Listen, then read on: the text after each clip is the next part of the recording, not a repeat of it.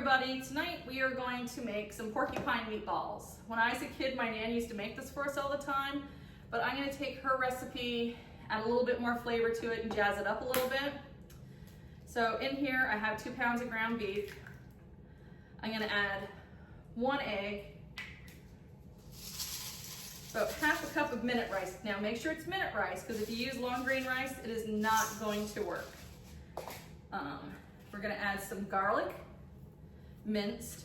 Now when I was a kid and I would go to school and people would ask what we were having for dinner, and I would tell them we were having porcupine meatballs, that's 1 small onion minced. Everybody would laugh because they thought my grandma, my Nana, was actually feeding me porcupines. But she wasn't. It's just called porcupine because she puts the rice in there, so it's like little quills. But this is a cheap and affordable meal to cook when you're in a hurry or your budget's tight. Now my Nan would only put salt and pepper in hers and an egg. I like to add onion, garlic. I'm gonna add some curry powder, salt, and pepper. Then we're going to muck it up and make some meatballs. She would serve hers with mashed potatoes. And I don't know about anybody else, but I just do not like lumpy mashed potatoes. So behind me on the stove, I have a pot boiling away. It's got chicken stock in it, and I have some potatoes diced up in there. And I'm going to make potato puree out of that. I use the chicken stock instead of water, just so it adds a little more flavor to the potatoes, just to lift it up a little bit, make it sparkle a little.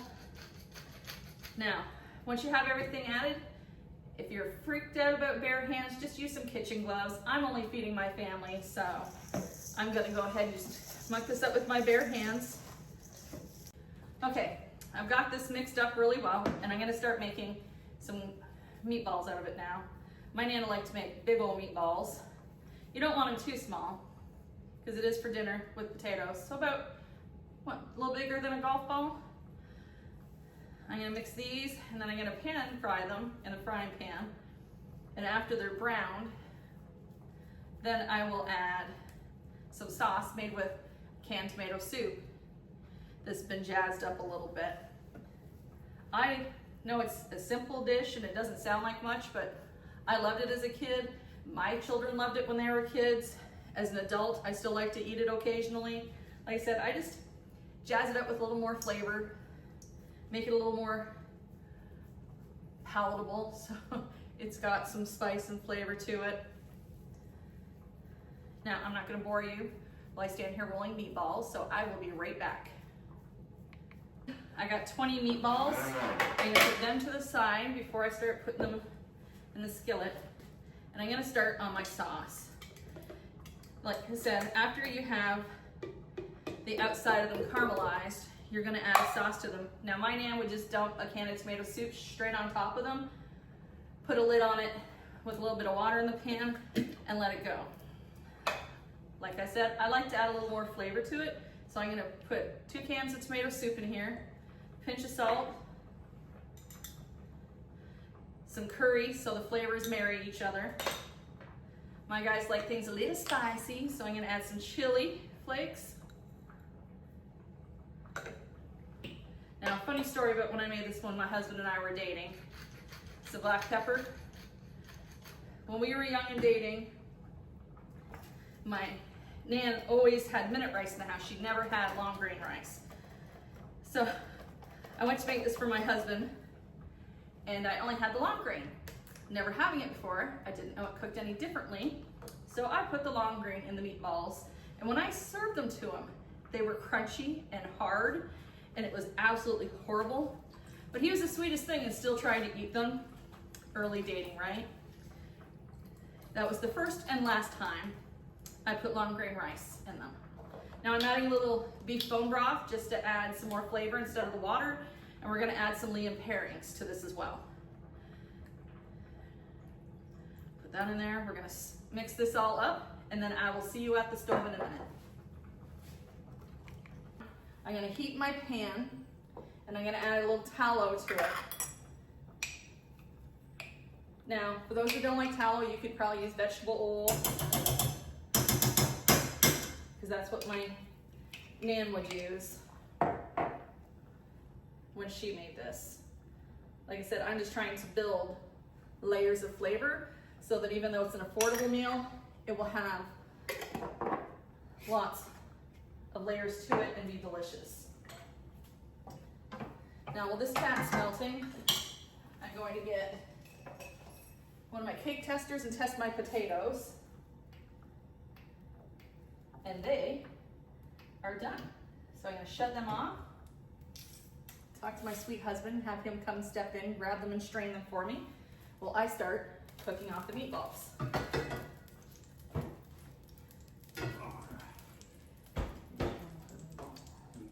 Now, we are just going to caramelize the outside of these to add some flavor to them, turning them so that you get caramelization on every side.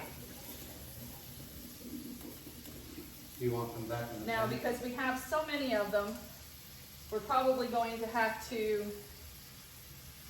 cook a little bit at a time. We'll get some browned off the others, and then we'll throw it all back in the pan together when we add the sauce. You just want to be careful with them at this stage because you don't want to break them up. Okay. While our meatballs are caramelizing, let's work on these potatoes a bit more. As you can see, they have some beautiful color to them from the chicken stock. Now, I don't have a ricer, so what I'm going to do is just mash them with a potato masher until they're mushed up really good. I'm going to add some heavy cream and butter.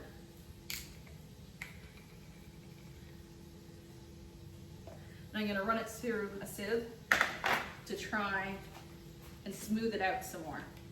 So we want these to be nice and smooth and creamy so that they'll be really good with the potatoes, with the meatballs.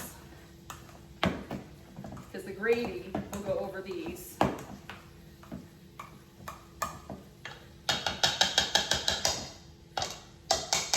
So we've got this mushed. Toss that in the sink. Now, I'm going to put it all in here.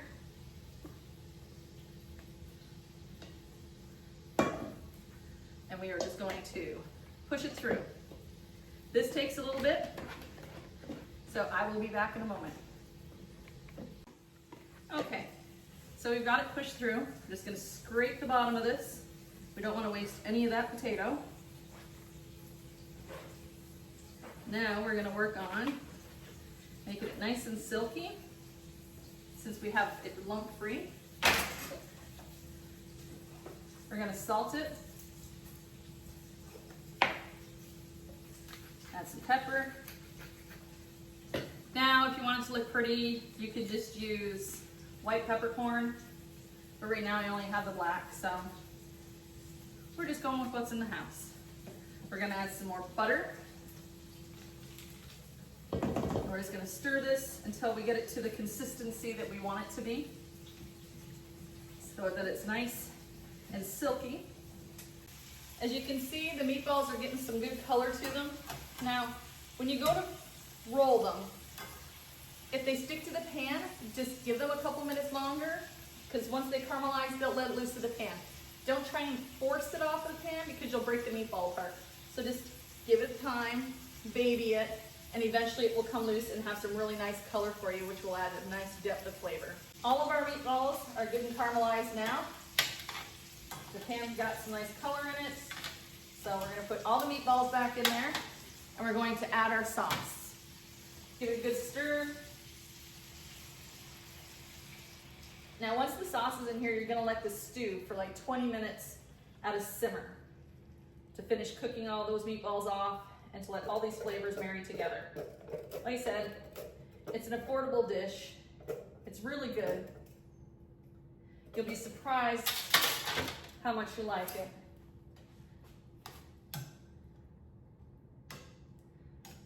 So we want to make sure everybody's coated in sauce. You're going to turn it down to a simmer. Put a lid on it, and then I will see you back in 20 minutes.